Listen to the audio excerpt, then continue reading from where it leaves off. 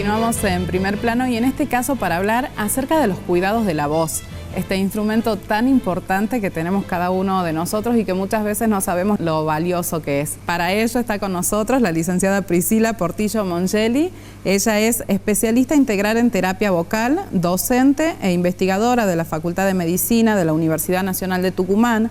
Además es coordinadora de la licenciatura en fonoaudiología, allí en la Facultad de Medicina, y es profesora del Conservatorio Provincial de Música. Buenas tardes, licenciada, bienvenida. Buenas tardes, muchas gracias por la invitación, un gusto. Por favor, gracias por venir. En este caso queremos preguntarte acerca del COVID. ¿Cómo afectó a las personas en cuanto a la voz? Bueno, tenemos que pensar que esta pandemia trajo muchas consecuencias en la calidad de vida de las personas que están sufriendo este virus, ¿no?, que estamos atravesando.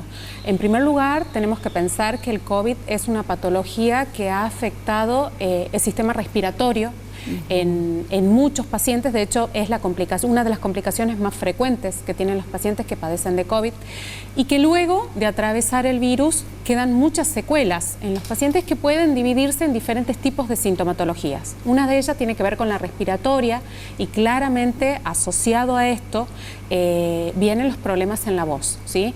Porque la voz es un producto de todo esto que implica un proceso aerodinámico que tiene como origen el aire. Cuando este aire tiene un déficit en el proceso, se producen alteraciones en la calidad de la voz.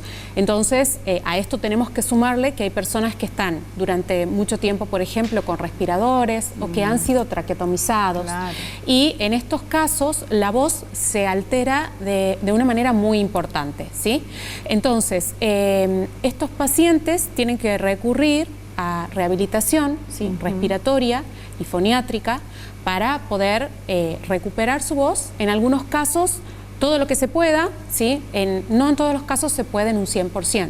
Entonces, esto tenemos que ser muy conscientes. ¿Y hay solución, teniendo en cuenta todos los avances que hay hoy en día, hay solución para estos problemas de la voz? Hay solución. La buena noticia es que siempre la hay, ¿sí?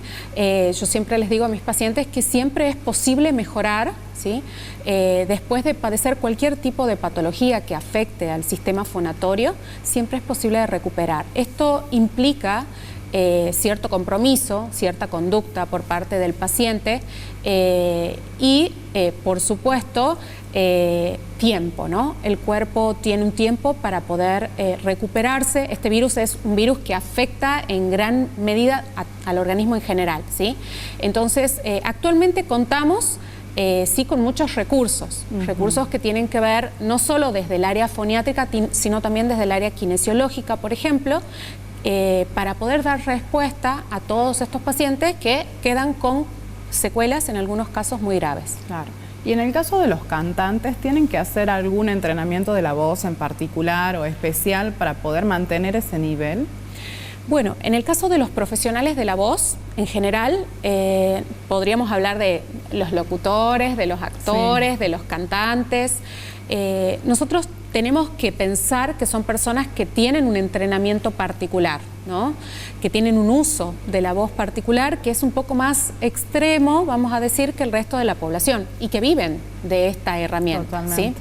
Entonces, los cuidados que tienen que tener son los mismos cuidados que tiene la población, llevados a un poquito más de exigencia, ¿sí?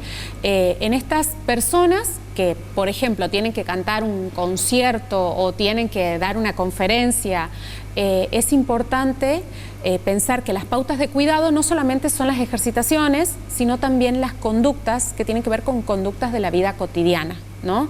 El descanso, el tomar agua, ¿sí?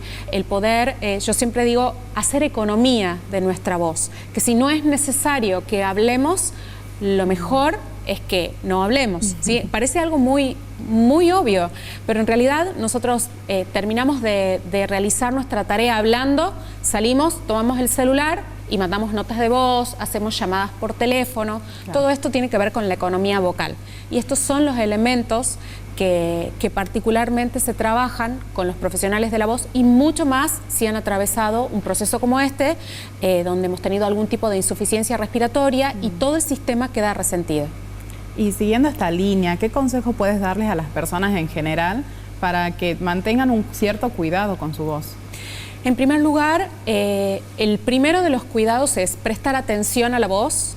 Cuando la voz se modifica y esta modificación dura más allá de 15 días, consultar.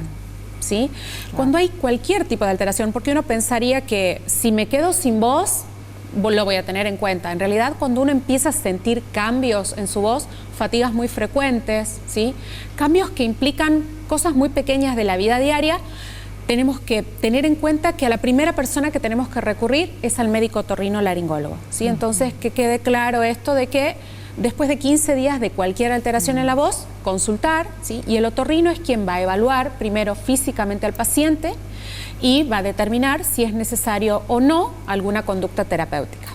Bien, perfecto, licenciada. Muchísimas gracias por venir y por supuesto seguramente vamos a tener más dudas, así que la vamos a estar contactando nuevamente. Con todo gusto. Muchas gracias a usted.